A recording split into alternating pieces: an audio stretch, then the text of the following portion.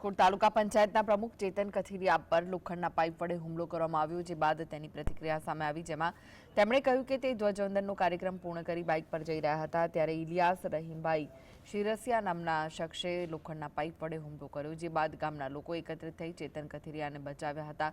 તેમને ગંભીર ઈજા પહોંચતા ચેતન કથિરિયાને ખાનગી હોસ્પિટલમાં દાખલ કરાયા. ઉલ્લેખનીય છે કે 1 વર્ષ પહેલા ઇલિયાસ વિરુદ્ધ ચેતન કથિરિયાએ ફરિયાદ કરી હતી. તેનો ખાર રાખી હુમલો કરવામાં આવતા હાલ કુવાડવા પોલીસે ગુનો નોંધી આરોપીની શોધખોળ હાથ ધરી છે.